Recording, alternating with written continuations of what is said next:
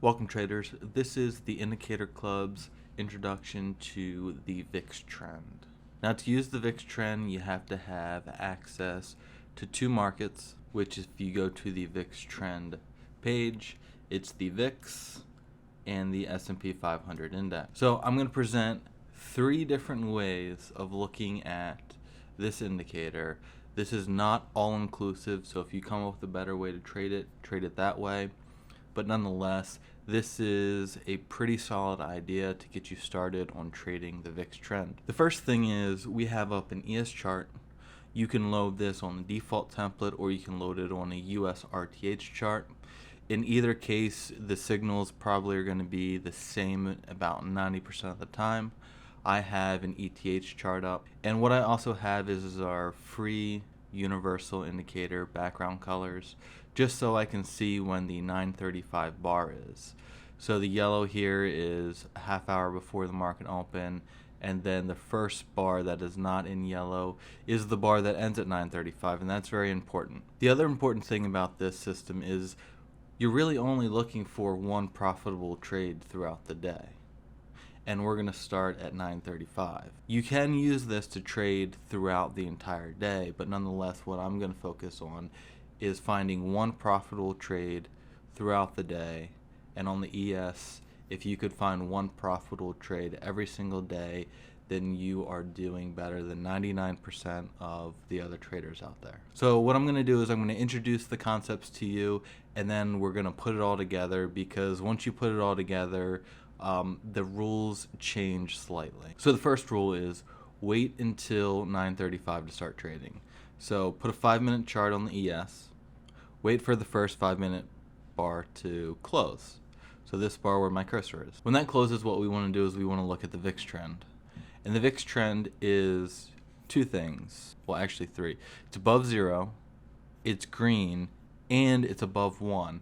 These olive color lines are just at 1 and -1.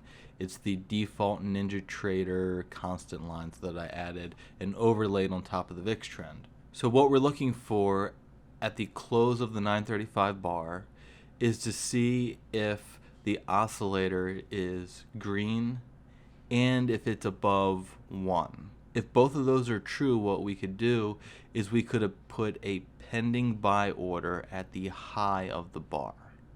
So at 2161.25. Now don't jump ahead of me and say, well, that didn't move very far before it pulled back.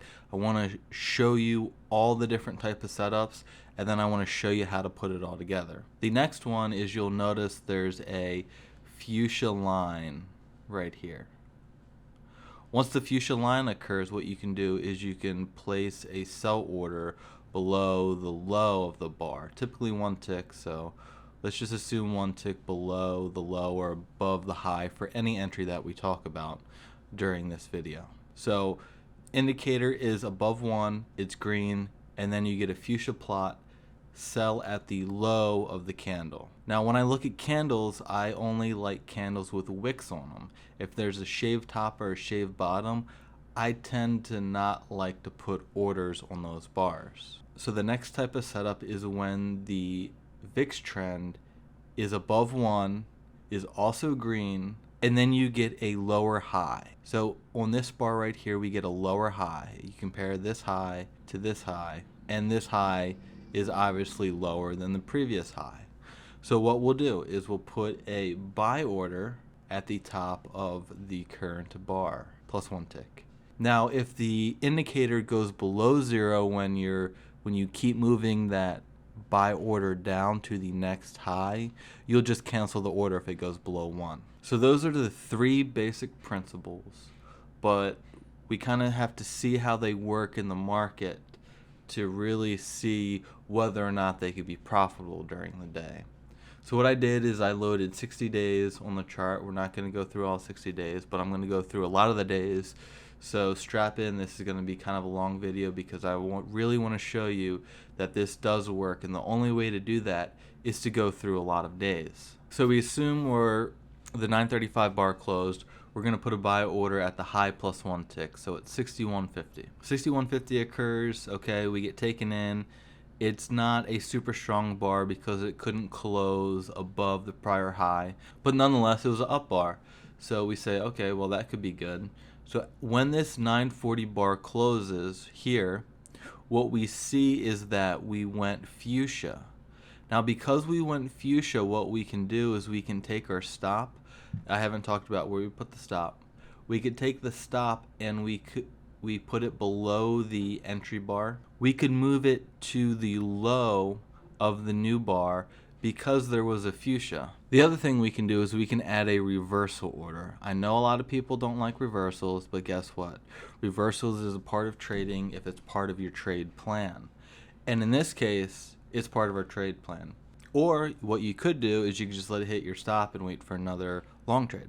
So in any case, your stop would have been one tick below or at the low, depending whether or not you're going to reverse of this green bar where my arrow is. If you reversed, obviously there was some room to take profit if you would have gotten in at 59.25. The low was at 57.50, so almost 2 points. You may have been to break even plus one, but what occurred? We had another setup. So even if we were short at 59.25, the system would have said, we are in a retrace mode, move your stop. So again, the VIX trend is above 1, it's green, and this high is less than this high. So it would have been saying, get long. You can get long if price exceeds the high plus one tick. So if we put our stop at 61.75 and a reversal, so this would be the second reversal, but then on the close of this bar, we would have been at 59.25, which if we go back to here, 59.25. So we would have been at break even with our stop and our reversal. So the first trade would have been a small loser. The second trade, you would have just paid commission. But this third trade, you're getting in the market at a very good price. So again, let me explain the concept of this third entry. The VIX trend is above 1 and it's green, and you make a lower high. You put a stop order at the high plus one tick. But then we made a new lower high on this bar. This high is less than the prior bar. And the indicator is still above 1 and green. So we can move our stop and our entry to the high of this bar plus one tick. So if we get in at 59.25, our stop would have got hit, our reversal entry would have gotten hit, and we would have put our stop at one tick below or at the low of this bar right here. And it would have been very safe. And from 59.25 to the top is 63.75. So that's 4.5 points. So there's a total profit target of 4.5 points, but we had that first loss at the beginning, so I want to show you that you'd at least make up the money that you lost in the first trade. So if we had moved our stop to one tick below this at 59.25, and we would have entered at 61.50, so from 100% to 0%, that's kind of our entire loss because our entry was at 0%, our stop was at 100% for that first trade. What I'm going to do is I'm just going to put it over here at 59.25, which is pretty much one tick above the high, but nonetheless. And we can see right here, you would have been at break even less your commission for the day. So it's 61.50. So anything above 61.50 would have been profit. So anything above 61.50, so there's 1 point, and then there's 2 points. So there was 2 points of profit above your break even for the day. Then you have to take out your commission, of course. But 2 points in profit on the ES for one contract is $100. $100 a day, assuming you can do this 3 or 4 days a week, is $300 or $400 a week. That is amazing. Because all you have to do is you have to add contracts. So if you're trading 10 contracts, that's $3,000 or $4,000 a week. And we all know 10 contracts can easily be executed on the ES. So let's keep moving on. Let's go to the next day. All right, so the next day, the 9:35 bar opens, and it's plotting this lime color. What we can do is we have the opportunity to do an OCO, an other cancels other. So we can place a buy at the high +1 tick and at the low +1 tick. But guess what? The high +1 tick gets taken out on the next bar, and at 66.75, the top of the market was 69.75. So potential for 3 points. It could have gotten you to your 2 points if you have a $100 a day profit target within the first 5, 10, 15 minutes of the market open. So let's look at the next day. So the next day at 9:35, the oscillator is above 1. It's green. We don't start seeing the fuchsia yet. We see that on the next bar. So what we can do is we can buy at the high +1 tick, 73. And 73 all the way up to 76. So about 3 points in profit to there. So you could have gotten your 2 points if you were trading $100. But then the market also went way up. So if you were trading more than one contract and you had a runner, this would have been a great day for a runner. But nonetheless, you would have made money in probably the first half an hour of the market. So let's go to the next day. So here on this day, what we have is we have the market opens and we're trying to buy. The oscillator is above 1, it's green, so we want to buy at the high +1 tick. Doesn't take. I told you I don't like these shaved tops. This bar right here, this red bar, is a shaved top. I like to have a wick, so I wouldn't move my stop down. I wouldn't move my stop to 1 tick above that high. I would wait for a wick. So we're making a new lower high from this high here. So lower high, we're still above 1, we're still green. So I move my buy to 79.75. 79.75 gets you taken out, but guess what? It only goes up to 80.25. But that's okay because we get a fuchsia, not on this bar, but on this bar right here. So here's why I like to go over the examples, because it's not just, okay, there's a fuchsia, and then the fuchsia disappears, I can't take a short. No, the fuchsia appeared because the market was oversold for some reason. Whatever reason, the indicator is telling you that, guess what? The market is oversold. You're long right now, and your stop is somewhere over here. So what you can do is you can move your stop to the low -1 tick, and you can add a reversal there. And then you can move it to the wicks. I don't like the shaved bottom, so I wouldn't move it to here, even though it's the same as the prior bar where you started putting your stop at 77.25. Yep, 77.50. And then here, so here the fuchsia's gone, but the oscillator is decreasing. We had the fuchsia. Price is not closing higher than prior wicks. We can move our stop to the low -1 tick, and we can keep our reversal there as well. And then guess what? Same with this bar. So we'd move our stop to 78.25 and have a reversal at 78.25. At 78.25, you were in at 79.75, so 1.5. So the market only has to move 1.5 from 78.25 for you to go to break even minus your commission. The market moves way more than that. So if you would have gotten short at 78.25, closed your position, then gotten short, you could have easily made your 2 points profit for the day. So let's go to the next day. The next day, we get an example where we can choose. We can do an OCO. We can buy at the high +1 or sell at the low -1. If we buy at the high +1, 73.75, and it is just to 2 ticks. It comes just to 2 ticks from where you entered. So again, at 83.75 to 85.75, that's two ticks, 2 points.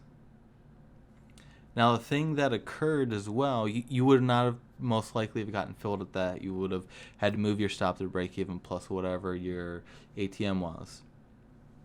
But we were fuchsia, so if you were really aggressive, you would have seen that, hey, we are making new highs.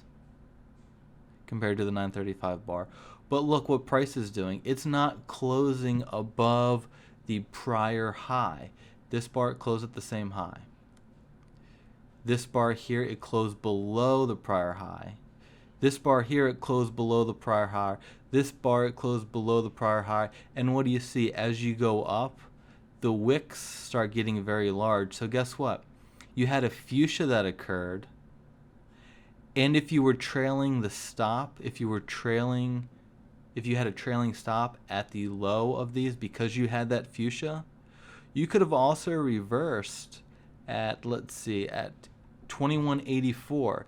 At 2184, you would have still made money. You would have made back your commission because you were in at 75, so you would have made back your commission. But you could have reversed, and the market went down to 79.25. Or the other option is the market went to your 2-point profit target, and you move your stop to break even plus at least 4 ticks. So you don't give up more than 1 point, or you go to 5 ticks, or you go to 6 ticks. So let's take a look at the next day. So this is perfect because it shows you why we created the rules the way we did. The market opened and the oscillator is not above 1, it's not below -1, it's just in between somewhere in choppy mode. So what we're going to do is we're going to wait. We have to wait for a setup. So if we keep looking at the bars, okay, now we are above 1 on the oscillator. So the next thing we have to do is we have to wait for a lower high. We don't get a lower high.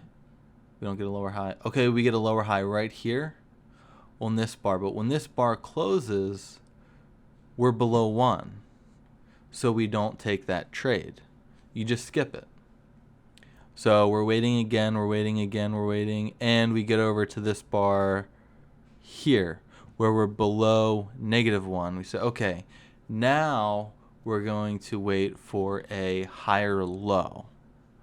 So on this green bar here, we get a higher low, and we're trying to sell it the low -1 tick at 90.25. But then the next bar appears and we move our entry to 90.50. At 90.50, you get filled and the market gives you at least 2 points. So let's look at the next day. The next day opens up kind of how we've been talking about with most of the examples. The indicator's below -1, so we put a sell at the low -1 tick at 88.25. 88.25 to the low is 86.50, so 1.75 points. But guess what? We had the line appear. When the line appears, remember, we can look for a long. So what we'd have been doing is we would have been trailing our stop down to the highs, +1 tick, and we would have had a reversal as well at 88.75. At 88.75, the market would have taken you, and you would have had plenty of room to make back that very small loss and then add 2 points on top of that. So let's look at the next day. Now today is Thanksgiving, 11/24 Thanksgiving, so you really shouldn't be trading on a holiday. And then the day after Thanksgiving, pretty much everybody has off and there's low volume, so you shouldn't be trading that day either. So we're going to skip those 2 days. Okay, so after Thanksgiving, the market opens. We're in between 1 and -1, so we're waiting. Okay, we're below, not yet, we're below here. We're below -1, so we're waiting for a higher low. Or we're waiting to buy, but here is a shaved top. So finally we get to this bar, but guess what? We go below -1, so we don't want to sell. But if we buy at 0175, because we had the lime, you have plenty to take your profit, because if you had gotten long there, your stop would have went underneath this bar here. If you didn't want to buy because the oscillator went pretty much the opposite direction, what you could have done is you could have waited for, you would have had to wait all the way out here in the market to get long on this bar here. So let's take a look at the next day. The next day we open down, the market goes up, and we're selling at the low here at 94.75. And there's plenty of room for 2 points. And this is where I'm going to cut off going over all the days, because most of the days are like this. And I think I've gone over enough days where you can understand the concepts. Now, a very important concept that is very hard to quantify is this. You can see from that one day where you would have had to wait until after lunchtime to take the absolute best setup. If the market opens and there isn't a great setup, sometimes that's an indication that you shouldn't be trading that day. There could be something happening that day. I wasn't looking at the news at the same time as we were going through this, but there could have been a major news event or a holiday in Europe, or there could have been something that was occurring that was affecting the market when it opened. So the best setups occur when the market opens and there's a very clear setup. You shouldn't have to think, that's kind of maybe, I guess it could be a setup. No, that's definitely a setup and I should take it. Or the market is clearly down and it's oversold, I should take it. Or the market is clearly down, it's making higher lows, I should try to sell this thing. It should be very, very clear. It shouldn't be murky. It shouldn't be gray. You shouldn't have to guess. And it should happen normally before lunchtime. That's not always the case, but typically the best setups that we see occur before lunchtime. And we define lunchtime starting around 11 for some of the early birds. So again, this is the VIX trend. Check it out on our site.